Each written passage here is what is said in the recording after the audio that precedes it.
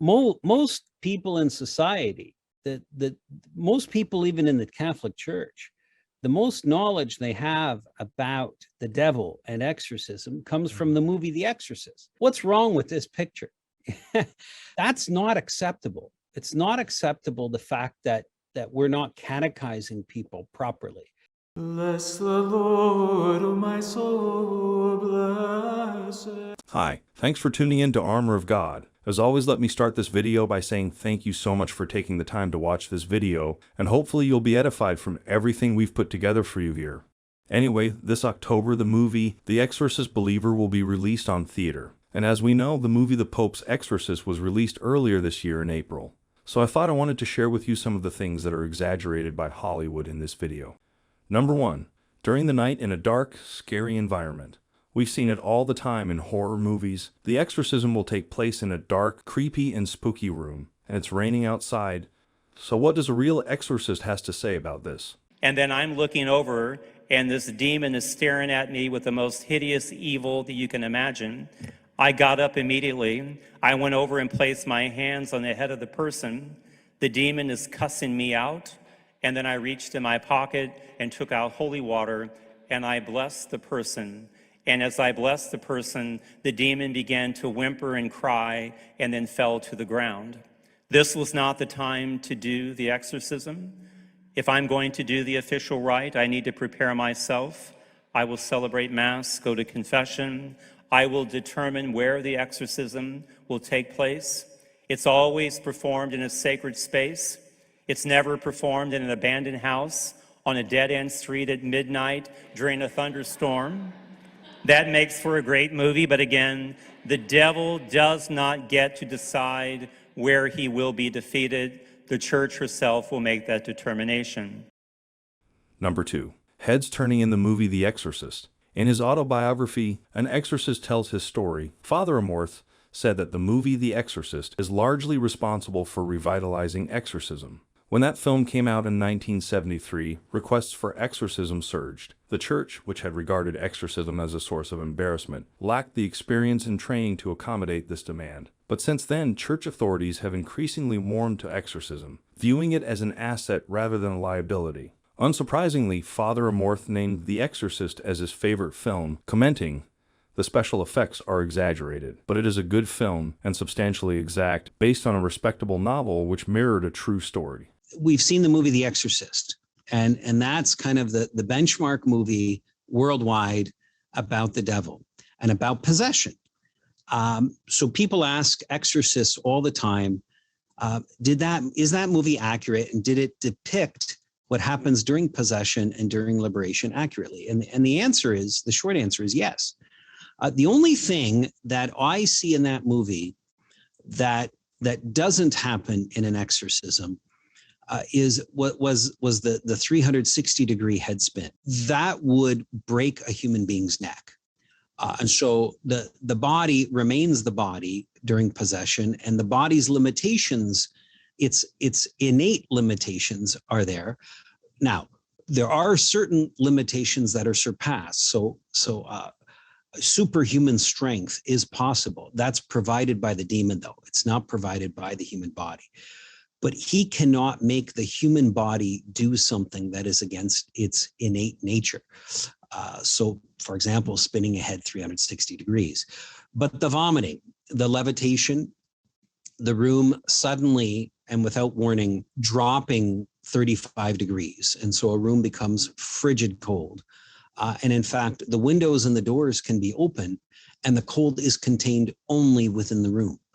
Step 6 inches outside the room and you feel normal room temperature, and yet 6 inches into this open doorway, in fact, there doesn't even need to be a doorway.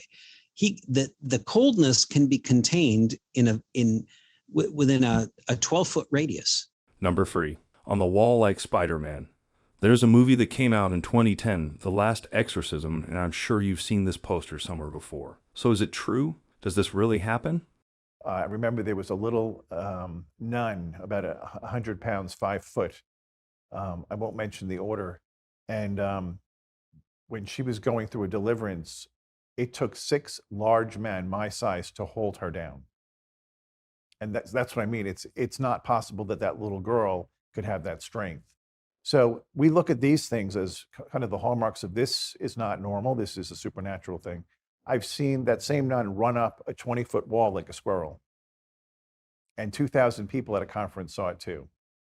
So there's the proof that that's not right. Can we all agree that's not normal? Number 4, exorcists afraid of the demons. When we watch some of these movies, or most of them actually, somehow a lot of the exorcists featured in them are afraid of demons. No wonder a lot of these real-life exorcists have real issues with modern-day horror films. It's like a surgeon being afraid of blood. Now, demons do not like to attack an experienced exorcist, and there's a reason behind that.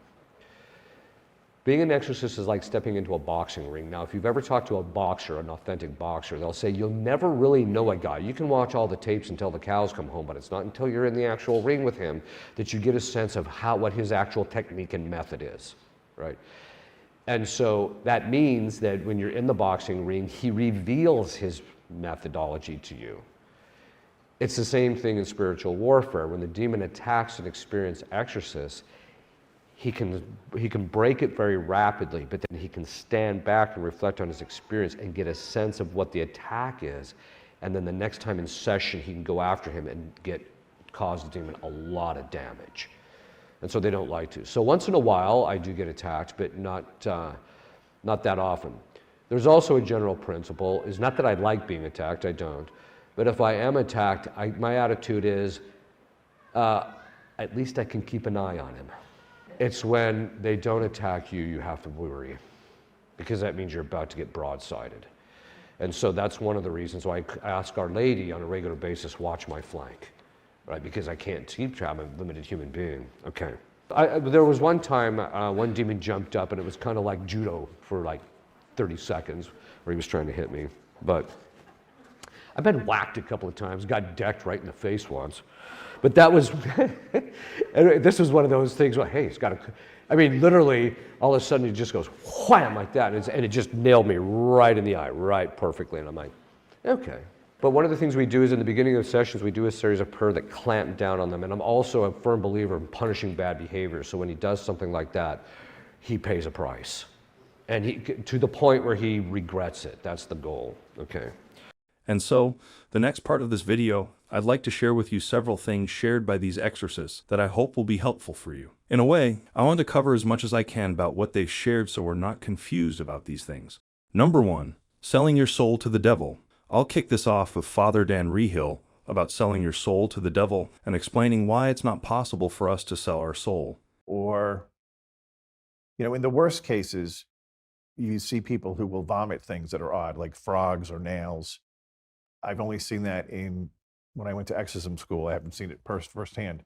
But this is all possible in the realm of evil, because they can imitate the power of God, but it's short-lived and it's not as powerful. So then if these things escalate and they kind of meld together, it would lead to a full-on possession where the demon, usually Satan himself, will take possession of the body. People think that they take the soul. You can't take the soul. You can't sell your soul. You know why you can't sell your soul? You can't sell what you don't own. But he'll trick you into thinking that, and then that puts the person in despair. Number 2, watching exorcisms. I think this one is rather interesting from Father Carlos Martins. I think another exorcist mentioned this in one of the lectures I've listened to before, but I couldn't quite remember which. But anyway, why don't we listen to Father Martins for now? They are an attempt by the demon to scare the exorcist, to scare his assistants that would be there, the intercessors he'll have in the room, the other people that are present. And so let me ask you a question. If you went into a room, if you're invited to be an intercessor at an exorcism, and notice I'm asking that, I didn't say spectator. You would never bring somebody in to be just a spectator. Why? It wouldn't be safe for you to do that. If you're coming in as a spectator, you are already coming in. You are giving the devil the right to a relationship. You're coming to observe him. That is relationship forming. It wouldn't be safe for you for that to happen. But if you're coming as an intercessor, you have a role and you're going to fulfill that role. And that role is against him. So that prevents any kind of relationship forming. But if you came into a room and you saw something levitate, you saw the crucifix I had, I put it down on the table and it begins levitating into the air. So it's 3 feet up off the table. That might get you a little bit tense when you see that, right? So let's say you're in your 17th exorcism and you've seen that every single time. Are you going to be as tense about it the 17th time as you were the first? Probably not, right?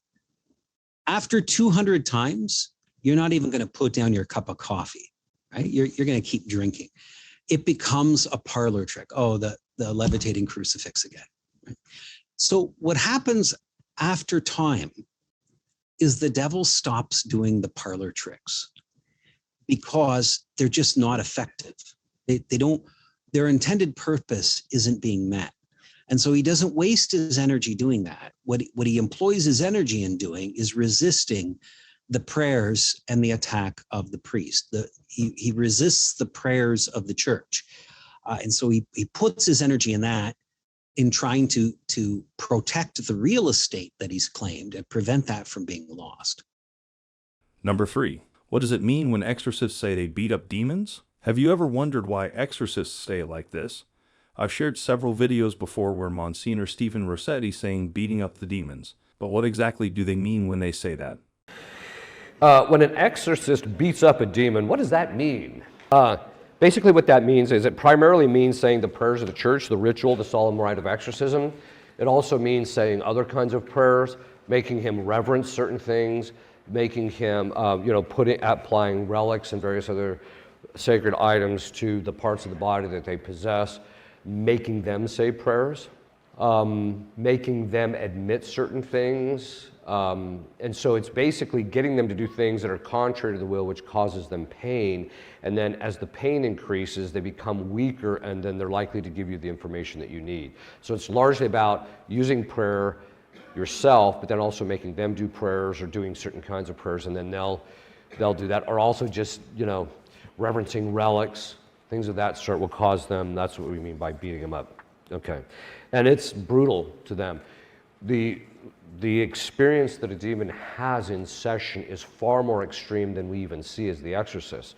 It's something that took me a while to realize that this guy's in a lot more pain than he's letting on, or that he's even able to manifest. And part of that has to do with the fact that the human body has limitations.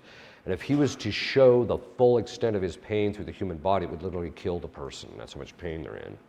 Number 4. Father Ripperger's dream. This one time, this one demon, it took me a while to figure out what he was doing, but he was causing super vivid dreams at night to me. And it took me a little while to get a handle on it, to stop him from doing that. But in the dreams, he was actually revealing to me his experience of the sessions. And so one of the things that he revealed in one of these dreams was that he was incensed at the fact that during the sessions I would just show up, beat him mercilessly, and then just walk off like nothing happened. Just really annoyed him. Okay.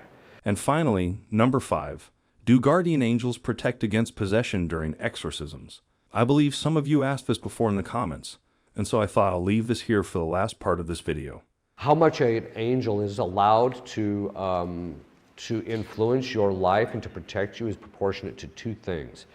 The first is what God commands and intends.